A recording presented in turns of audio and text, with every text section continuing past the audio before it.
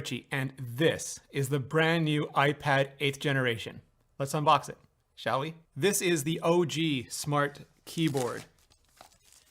The original one, the one that debuted with the original iPad Pro and then moved on to the 10.5-inch iPad Pro and then to the humble, but pretty damn impressive, iPad adjectiveless. And inside you have your perfunctory design by Apple in California. No stickers, alas. Phylum. Man, I don't need to wear shoes. All protected in plastic. And same coating on the outside that, yes, it does get really smudgy, it does get really fingerprinty, but I found you can wipe it down really well. And I don't know if that's the best trade-off, but it's a workable trade-off. Apple Pencil. This also is the OG Pencil, the one that debuted with the OG iPad Pro. And what I love about Apple with the iPad lineup is they just keep pushing the more advanced technologies, the technologies that debut with the more powerful, with the more expensive models. They just keep pushing that down and down. Now all the way down to the entry-level iPad. Designed by Apple in California, but this time with a spare pencil tip. Don't throw that away. You have the tip that you can change and the back that pops off so that you can charge it. And yeah, everybody laughs at this. I laugh at this. When you see an array of them in a school, you laugh at this. But I will say it has absolutely saved me in coffee shops on airplanes back when those were still a thing.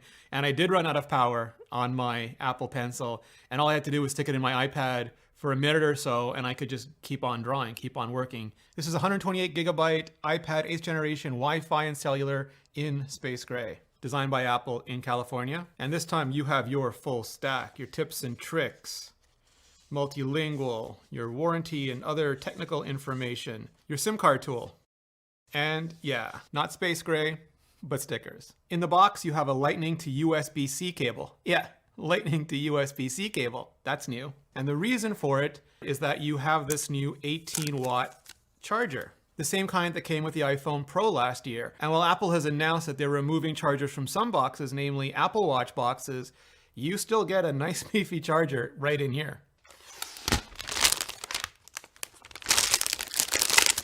Now this has Touch ID, of course, so that's good news if you wear a mask, bad news if you wear gloves.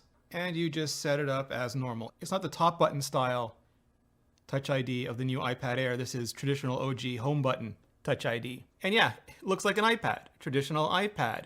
It's got the traditional bezels along the top and bottom particularly. It's got the home button. It's got the RF transparent Wi-Fi and cellular panel across the back. And yeah, this is when I'm a broken record and I just say, I wish the iPad had a better camera. And I say that fully realizing that this is the lowest cost, lower price than I ever thought an iPad would be, entry-level model. But I'm just a camera nerd. I want good, great, even cameras on everything. But there is one huge difference. Well, a tiny difference. Apple's A12 processor. That's the processor that was in last year's iPad Air and the processor that just recently was powering the iPhone XS and iPhone XR. And that means it blows the pants off of not only every tablet in its price range, but a slew of popular computers, competing tablets, and just other devices in general. It's fabricated on Taiwan Semiconductor Manufacturing's 7nm process, so not the latest greatest 5nm process that the iPad Air debuted just this week and presumably will be going to the iPhone 12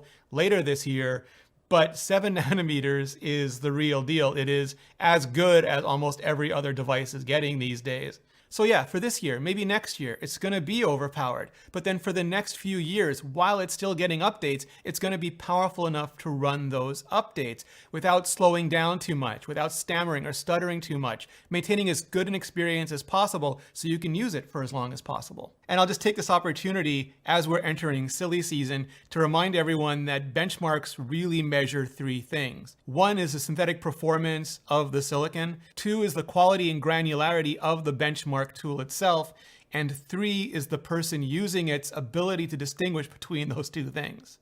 To pair an Apple Pencil with an iPad, plug it in, tap pair, and you're good to go. This is one of Apple's brand new features with iPadOS 14, and that is Scribble. It just gives you the ability to write on your iPad as though it were paper and just have machine learning figure it out. Yeah, I type. I've barely written more than a check in the last 5 years. The 8th generation iPad may not have all the fancy technologies in it. It may not have 120 hertz adaptive refresh and response rates like the iPad Pro, and it may not have the incredibly small latency of the Apple Pencil 2, never mind the inductive charging, but it's always the artist and never the tool.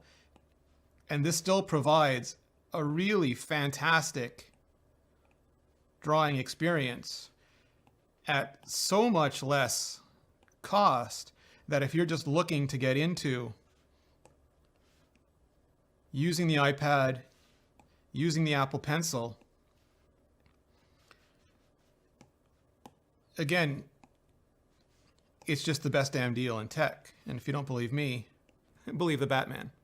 And if you're drawing shapes for a diagram and you pause rather than just continuing, it'll even use machine learning to fix your sloppy apps sketches and turn them into very professional looking objects. Alas, you can't store the Apple Pencil on the side like you can the second generation, but pencil case. If drawing is not your thing, you have the original smart connector and you can just magnetically attach it to the keyboard. And then instead of drawing up a storm, you can type one out.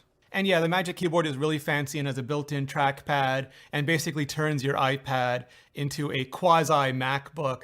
But I still have a lot of fondness for just how light, how portable, how nice this original origami style keyboard feels. And if you like the mouse or trackpad, with iPad OS, you can just attach one and, mouse or trackpad you. So that's it. An ultra quick look at Apple's ultra low cost entry level iPad. But of course, I'm going to go deeper into this. I'm going to work on a full review. So let me know any questions that you might have in the comments, and make sure you hit the subscribe button and bell so you don't miss it when the review goes live.